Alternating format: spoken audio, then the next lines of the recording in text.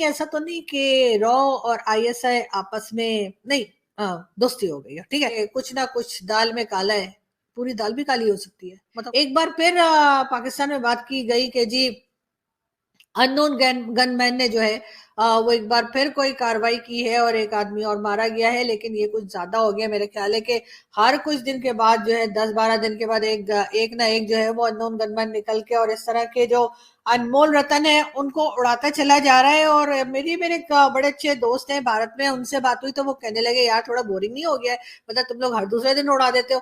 ऐसा हो ना कि मतलब कभी कभार की और बात है कि चलो कुछ 1-2 मंथ्स का बीच में जो है वो ब्रेक दिया और उसके बाद उड़ा दिया। अब क्या है कि वो एक्साइटमेंट नहीं रही। तो मैंने भी उनको कहा सर बिल्कुल सही बात कह रहे हैं आप, मुझे खुद ऐसा लगता है कि बहुत ज्यादा ही उड़ाना शुरू कर दिया है, इस वजह से लोग अब नोटिस भी नहीं कर रहे। अच्छा फिर गया, अच्छा फिर वो उड़ गया, अच्छा फिर उड़ गया। वरना पहले तो आपको पता है कि हम बड़ी जल्दी जल्दी वीडियोस भी बना लेते थे अनमोल रतन करके और ये वो। लेकिन फिलहाल ये कि एक बार फिर यही खबरें चल रही हैं और सोशल मीडिया पर भी और हर तरफ कि जी अननोन गनमैन ने एक आदमी और भड़का दिया है। लेकिन जाहिर है नोटिस कोई कर रहा नहीं। उसके खैर 2 रीजन, एक तो ये कि इतनी अगर आप इतनी स्पीड के साथ उड़ाना शुरू करेंगे तो कौन नोटिस करेगा, और दूसरी बात ये कि भारत में हो रहे हैं इलेक्शंस तो सब लोग इलेक्शंस में लगे। मगर हाँ ये जरूर है कि 3 साल से मारा जा रहा है। ये जो अननोन गनमैन वाली स्टोरी चल रही है ये पिछले 3 साल से चल रही है, जो कि आपने देखा कि जो यानी कि गार्डियन वगैरह में भी जो स्टोरी आई तो उसमें 3 साल से बताया जा रहा है ऐसा हो रहा है। 3 साल से ये हो रहा है और पाकिस्तान की एजेंसीज को पता नहीं लग रहा, मतलब वो नंबर 1 एजेंसी जिसको हम नंबर 1 भी कहते हैं उनको पता नहीं लग रहा। तो कहीं ऐसा तो नहीं कि रॉ और आईएसआई आपस में नहीं, दोस्ती हो गई है, ठीक है। हो सकता है रॉ और आईएसआई की आपस में दोस्ती हो गई है और उन्होंने कम से कम इस पॉइंट पर आके दोस्ती कर ली हो कि ठीक है आप उड़ाते जाओ, हम कुछ नहीं बोलेंगे, हम बाद में शोर मचा देंगे, हाय ये कैसे कर दिया, ऐसा कैसे हो गया, कौन आ गया, कौन मार गया, कौन कर गया। तो अदरवाइज ऐसा कैसे कि 3 साल से जो है कहा जा रहा है कि भारत से आते हैं रॉ के एजेंट्स आते हैं और यहाँ पर जो मतलब अनमोल रतन है उनको उड़ा देते हैं और फिर वापस भी चले जाते हैं। ना कोई पकड़ा गया, ना कोई मारा गया, ना किसी का नाम पता, ना शक्ल पता, कुछ नहीं मालूम कौन आया और कौन गया। हाँ ये जरूर है कि लास्ट 3 ईयर से बताया जा रहा है कि इतने लोग मार दिए। तो इसका मतलब ये है कि या तो ये अपने आप को नंबर 1 कहना छोड़ दें या फिर ये मान जाए कि कुछ ना कुछ दाल में काला है, पूरी दाल भी काली हो सकती है, मतलब कुछ भी पॉसिबल है। पाकिस्तान हिंदुस्तान में कुछ भी पॉसिबल है, इसलिए कि जो भी ये काम कर रहा है अच्छा ही कर रहा है। और ये भी हो सकता है कि दोनों ने मिलकर फैसला किया हो आईएसआई और रॉ ने कि चलो ऐसा करते हैं, इनका सफाया करते हैं, हम कर देते हैं काम, आपका भी हो जाएगा। आप ये कि कुछ दिन के बाद शोर मचा देना कि ये क्या हो गया। वरना 3 साल से ये सब कुछ सिलसिला चल रहा है और हमारे यहाँ से मतलब कोई शोर नहीं। वरना तो हमारे यहाँ एक कबूतर, एक तितली, एक चिड़िया भी आ जाए भारत से तो एक शोर मच जाता है और यही हाल भारत का भी होता है। लेकिन खैर जो भी कर रहा है बहुत अच्छा काम कर रहा है और मैं उसे यही कहूंगी लगे रहो। इस वक्त जो कंडीशन एक बनी हुई है इस तरफ आप कह लीजिए एशियन कंट्रीज में वो काफी टेंस है।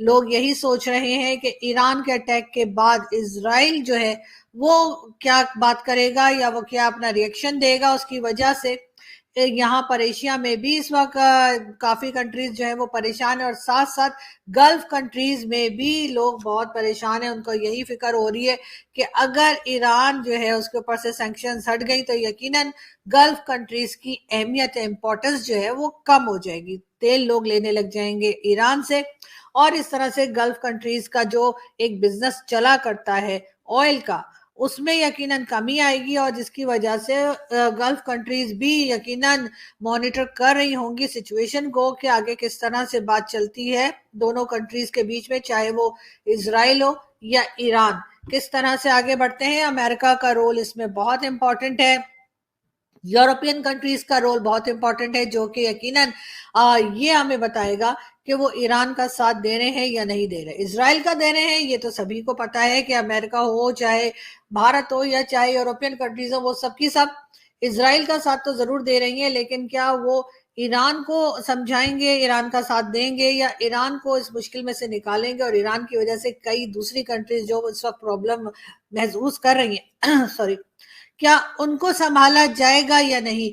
ये यकीनन बहुत से ऐसे पॉइंट्स है जिसके ऊपर लोग सोच रहे हैं और इंतजार कर रहे हैं कि किसी तरफ से कोई बात की जाए।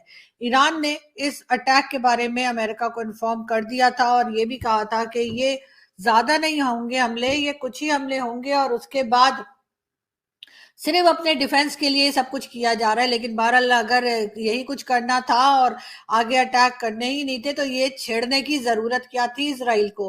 अब इसराइल इनके ऊपर पलटकर वार करता है या नहीं मालूम तो नहीं है, जल्दी पता लग जाएगा। लेकिन बातें यही चल रही हैं, पाकिस्तान में तो यही कुछ हो रहा है। बल्कि भारत के भी कई दोस्तों से जब मेरी बात हुई तो उनका यही कहना था कि जी इसराइल जो है वो पलटकर वार करेगा, चाहे वो 2 दिन में करे चाहे 4 दिन में करे। लेकिन खैर अब ये तो तभी पता चलेगा जब इजराइल की तरफ से कोई स्टेटमेंट आएगा।